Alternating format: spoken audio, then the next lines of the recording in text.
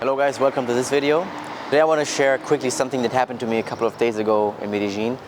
Because I was going for like vacation or to visit the city, to Medellín. And maybe you know Medellín, like awesome weather, beautiful city. And I was, on the first day, I was walking outside with my girlfriend. So everything was like, probably like, I'm in a super good situation, I'm in Colombia, everything is cool. But inside, I was feeling super nervous and super uncontent and unhappy. Really, I was walking through Medellín, this beautiful city, and I couldn't enjoy.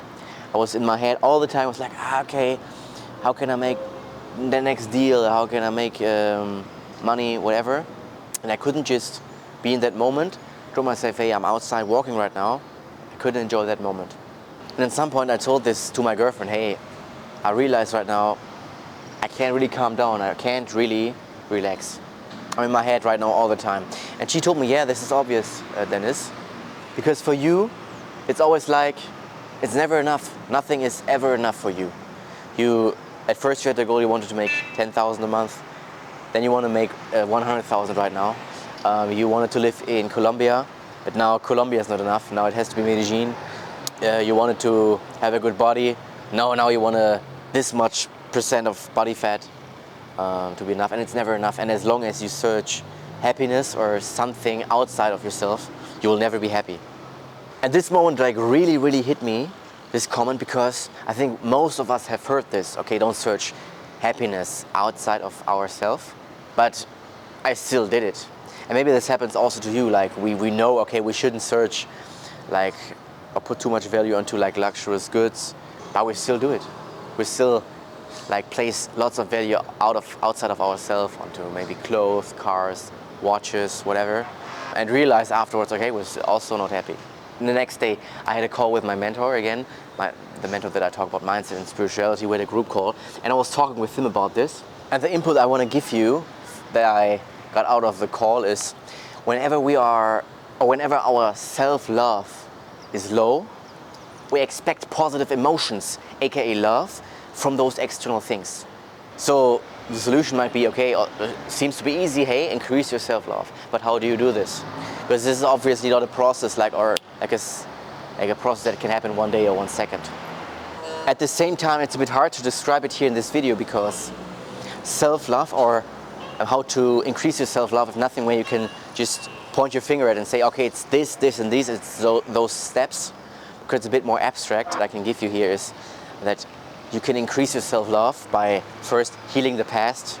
This is what you do by, for example, forgiving people that might did something to you in the past, healing the trauma, forgiving those people that traumatize you.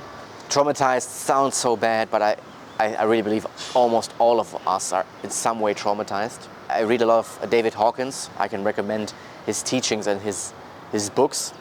And just by reading those books, you increase your self-love, because you get more aware of like our psychology and who we really are as a human. I don't want to go too deep about this because it's very deep what he's talking about. I just recommend you check out his books. Start by reading Letting Go. I'm reading right now Healing and Recovery, and this is also like what they told me. For them it was a lot of healing, a lot of forgiving people, and also reading Healing and Recovery.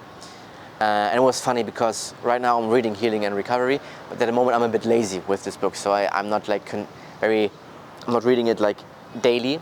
And it reminded me, okay, I should read it more. And on that day, literally the day before, usually the book lies next to my bed, and I brought it with me to Medellín and was lying next to my bed. But for some reason I said, okay, no, I put it onto the desk. So in the evening before, the day before, I put it onto the desk, and that morning before I had the call, there was like a small, it really was almost like magical, a small square of light coming through the window, and it was exactly shining onto that book. And really, I kid you not, I made a picture of it. I will put it into the video here. You can, if you don't want to believe me, you don't have to believe me, but it is true. The light was shining on that book. So for me, it was like a bit of a sign, because I do believe in the universe. I do believe in the power of our thoughts and our beliefs. I want to believe that it meant something. We increase our happiness and our contentness, and we get more calm by increasing our self-love. We increase our self-love by lots of healing and forgiving people, reading good books about this topic, and ultimately like forgiving people it's also something that you never do for the other person, but you always do it for yourself. I hope you enjoyed this video. I hope you enjoyed this sunset, because here the sun is always like super beautiful when it goes down. This is why I chose this spot here also. I hope you enjoyed it, and we'll see each other in the next video.